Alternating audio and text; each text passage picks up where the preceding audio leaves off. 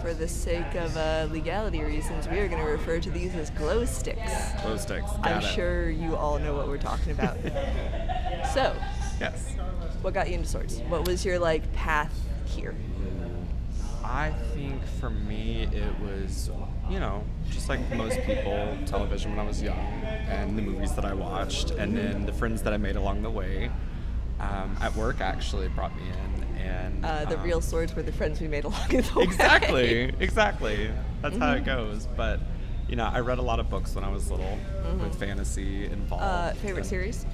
Ooh, see, that's the problem. I have an entire sleeve of series that I just can't pick a favorite of. So it's just Okay, kind let of me pushed let me ask a together. little more specific. What is the most underrated that you've read?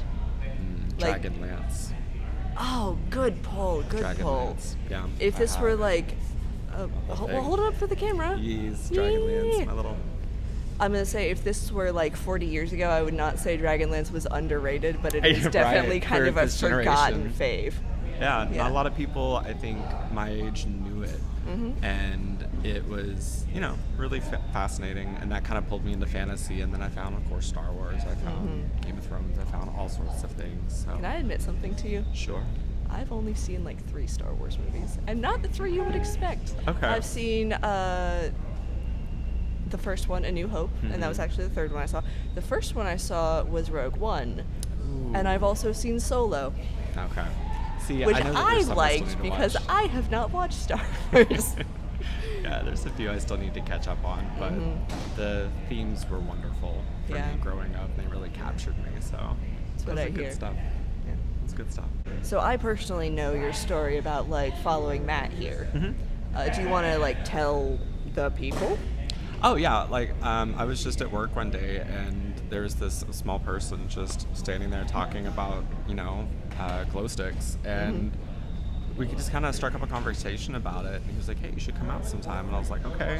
I had gone through some changes in my life and, was looking for some change and decided to, try some new things, get more into fitness a little bit, work out my body. And then I found that I had a lot of aggression stored in my muscles.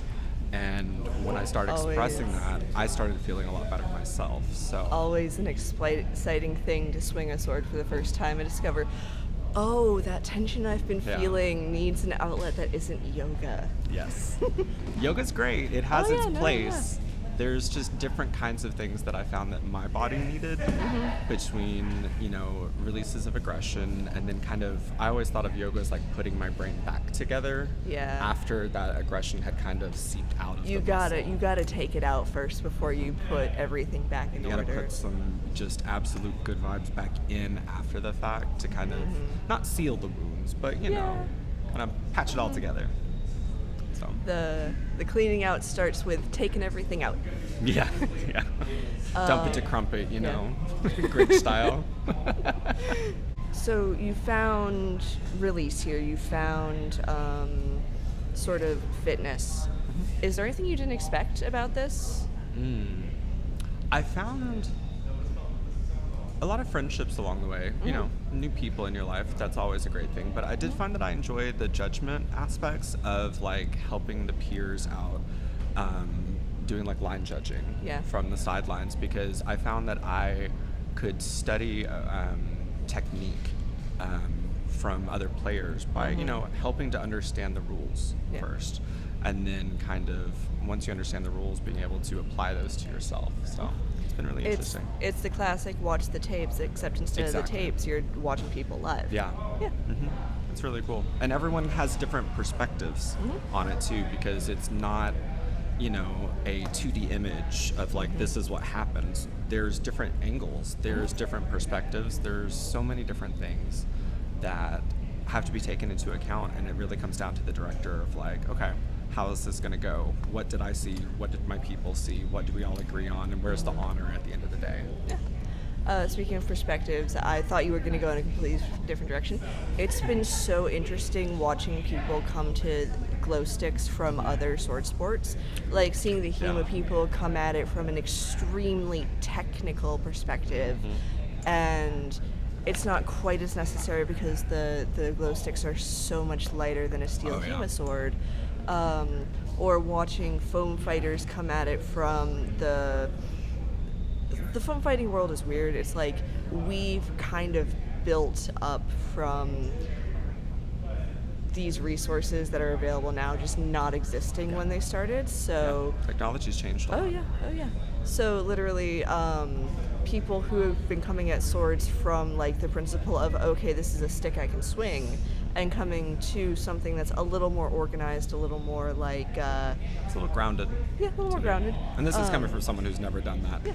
So I'm speaking out of turn, I know. And watching them all kind of come together in the Saber Legion and like just bounce off each other, I guess you could say. Yeah.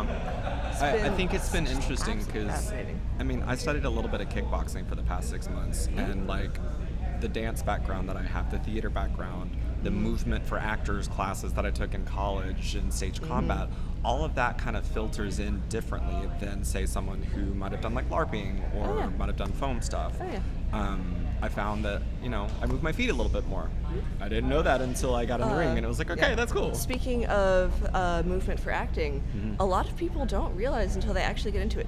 It is extremely hard to think clearly and complexly while moving your feet. Oh, yeah. Yeah. Yeah. And see, my training for that really started back in band. Like high school band, we were more of like a marching theater company. We didn't have the traditional uniforms. It was more interpretive. We had costumes. That's very cool. At one point, we were dancing around like skeletons. One year we're dancing around like clowns. It's just taking on a character. And then I found that coming into TSL, it kind of incorporates everything that I've ever learned into a singular mindset. And then you put down the mask, and it's like, okay, now I'm in the zone. I have all of these tools and all of these resources at my disposal. How am I going to choose to implement them? So that is a very cool way to think about it. I'm trying to remember that quote, nothing you learn is ever wasted. Absolutely. Yeah. Absolutely. Everything builds. It's just layers and layers. Shrek onions. We've all heard the quotes. We know. Oh, cakes have layers. They Everyone do. loves cakes. Cakes have layers. Okay.